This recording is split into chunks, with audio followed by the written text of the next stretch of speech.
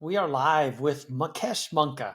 Mukesh, you were telling me how busy your day is, but you Yeah, finally it got was. you finally got the hoodie on versus your pajamas, which is a good Yeah, start. I know, and it's been busy because as I told you, like my wife is in India with two teenage daughters here in the house. It's become crazy in the morning to send them to school, get the lunch packed and everything, get all my calls doing in the car. It's been crazy, but I'm loving it. Do you know how I know your wife is not at the house? I know because you are in the kitchen, and I have never seen you in the kitchen before on one of these videos. So your wife must I not let know, you in the kitchen very much. You're always in your office when we talk otherwise. But now that you've got exactly. like the girls, you have to cook, you have to do the laundry, you have to do everything. Yeah, I know, but it's good. At least I'm learning all of that stuff. It's little challenge for me. Now I feel it's more easier to work in the office than in the house. It's crazy. Yes. Well, It's your crazy. kitchen looks very nice. I like the white cabinets. Yeah. That's a Yep. nice touch. And you're in Thank you. California for those people who don't know. I'm Yep. actually live from Florida right now Okay. for a few days. Yep. So I'm remote as well. So Mukesh, I wanted to talk to you about offshore and nearshore. I was on a call yesterday with some people from Medtronic, and they were talking about how important it is for them to be looking at ways to lower their costs so they can maintain competitiveness and continue to build great product, but at a price point that the market allows for. And they talked a lot about offshore and specifically India.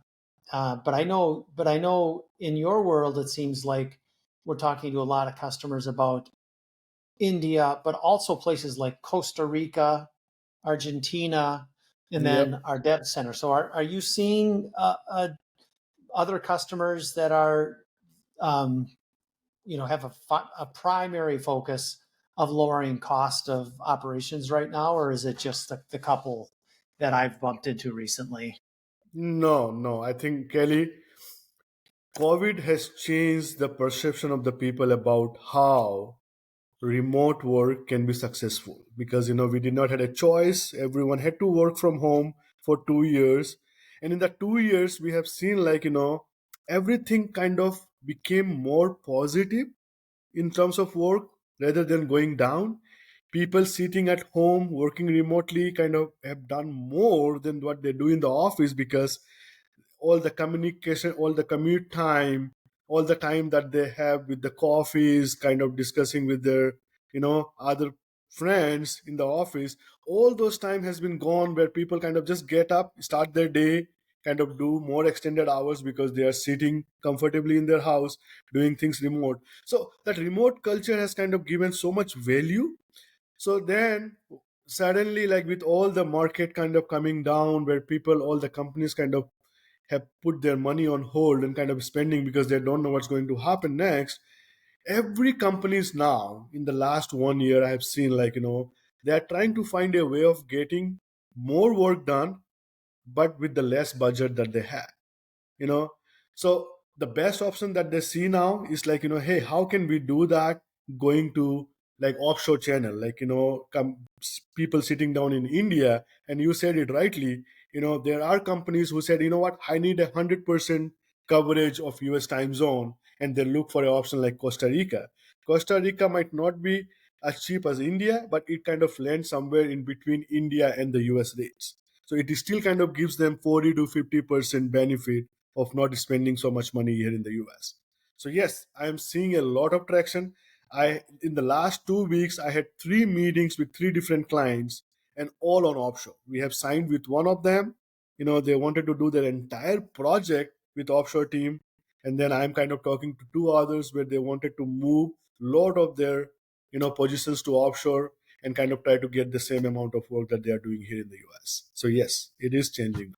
Yeah, it seems to me like India is becoming more competitive for resources, and so prices are inching up or jumping up even in some cases.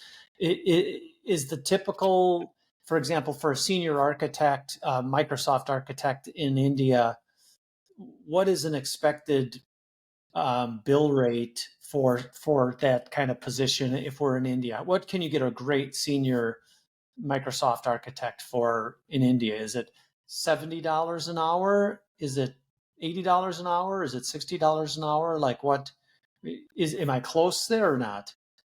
I would say you are close, a little higher side, but I would say still things have changed so much since 2019 after the COVID. Before the COVID, India was being looked into, hey, it's a very low price market where we don't get some good quality resource because the prices were always in the range of $30 to $35 or $40 the max, you know, where that's been going on for the last 15 years. I come from the offshore background. I started my career in India at offshore in 2001 and came to US in 2005, and it kind of found offshore a couple of times with my past companies and grown them to like more than 1,200 people in the past.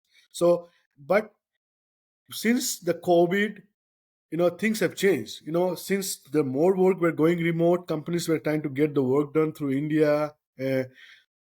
The consultants have kind of seen what value that they are giving to the US clients or to the other clients in the different countries, so their expectation has gone very high, so the range has come down almost 40% higher. So now definitely for a senior architect level person, it's not like going to be like $40. It's definitely going to be like somewhere around 55 to Okay. $60. So Okay. definitely that range has gone much higher than what it Gone was. up. If you're looking at Costa Rica as an example, to compare that with, is the Costa Rican senior architect, are they what, $85 maybe or $90? Is that Yeah, closer they to? are going to Yeah. be close to around 80, between 85 to $90. So yeah, you still see like a 30% more from what you would get from India. But then with India, you kind of only can overlap 4 to 5 hours the first half of the US time zone in 99% of the time. But with Costa Rica, you'll get the 100% of the time zone. So Yeah, Costa Rica's I think it's Central Time. It's either yeah, Central Time or right around yeah, Central Time, and it's a 5 hour direct flight from Minneapolis St. Paul. And if you're south in Texas or something, it's less anything south of Minneapolis St. Paul. You have less yep. time, so it's a very easy flight to get to. So I certainly understand why customers are looking at that. And I would say Argentina, we don't do as much work with, but we have some um, contingency of Argentinian developers, and that seems to be more in line with maybe it's halfway in between India and Costa Rica from a price perspective. Yeah, Argentina kind of goes pretty similar to Costa Rica as well because we have few consultants, that we have from Argentina working for some of our manufacturing clients here in the US, and they've been doing very well for the last 4 years. So yeah, it's pretty much the range kind of pretty much goes pretty similar to what we have in Costa Rica, but definitely a little higher than India, of course. Are there any emerging markets that are considered great values? I know I hear people talk about Ghana. We don't have an offshore facility or partner in Ghana yet, but I've heard a number of people talk about Ghana. But are you aware of any other countries that Yes, have a lot of engineers that are trying to yes. compete? So so recently in the last 12 to 15 months, one country that has come up very, very strong now from the offshore point of view is Africa. The Yeah, entire Africa, I would say mostly like, like countries like Kenya, Ethiopia, yeah, South Africa as well. But South Africa is kind of pretty expensive and kind of goes pretty similar to what US is. But, you know, definitely Ethiopia and, Kenya and as you said, Ghana, those countries are coming up very strongly now. They kind of have the complete coverage about what we could do, for the US. And at the same time, they goes little cheaper than what we have for Costa Rica and Argentina, but maybe little bit more expensive or closer to that what we have in India. But then, yeah, since the closer to market India. is a new emerging market, the consultants are kind of be more, dedicated to the work. We had the same model in India 20 years back when the offshore model started 20, 25 years back, where you know we used to kind of take the US client as the premier client and we used to give everything to them. But now, since they have got so much expertise with the you working with US clients, it became very casual now. But with Africa, since it is new, you see that eagerness and aggressiveness coming out of the resource very well. So that market is kind of coming up very well. Okay, so they're giving their best Yep, people and the best yep, deals yep, to American customers, U.S. yep. customers. What about the nearshore? Like we have a dev center at Lajasolve that is a mix of more recent college grads mixed in with some senior kind of people, and we offer that those services at generally around $85 an hour. Um, does that fit into that variable resource model with offshore? Do the people that, I guess the question is, do the people that are hiring offshore, do they look for onshore, or is it pretty separate? Are they different clients right now? No, actually, some clients they would love to see the entire hybrid model, where they say, you know what, hey, I cannot put like 10 people in my project in my own site, because then it's going to be like three times my budget amount. So what they normally say, like, but I still want, I should get the same comfort zone. So going 100% offshore will not give them the same comfort zone, because that becomes a little risky, because they themselves have to coordinate with offshore. And sometimes the challenges that you get with offshore is the coordination, communication, and sometimes the quality as well, and you don't have any control, because you don't have anywhere where you can directly kind of have that person kind of work and get the things done.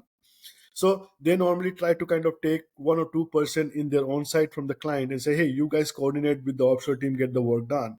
But some client says, you know what, hey, I want to have maybe just 1% at on site who will just work with my team, my management, but I want 2 to 3 people in your nearshore center. They will work the US time zone, but they are local here in the US. And if we need them for any critical meetings every month, we have someone who can come here, sit with us, understand the things, and work with the offshore and get the things done. So it becomes very effective. So they would like to keep in such a way, like where they keep like 5% on site, 25% onshore, and the rest 70% offshore. So some clients want to see that hybrid model where they have all three, which I think is very effective, because time to time you feel like, hey, if can go and meet the client and understand, it will be more helpful. And that is only possible if you have someone in the near shore development center who can fly down to the client side. So some Yeah. clients definitely wanted to see that as a value. Yeah, you can lower your cost probably by 30% Exactly. and have that Exactly. variable resource with local resources in the US and then some in different parts of the world, coordinated through the US. So that makes sense. Well, Mukesh, thanks so much for your time. Great talking to you. For everyone else out there, you're watching the podcast. Thank you so much, Kelly, for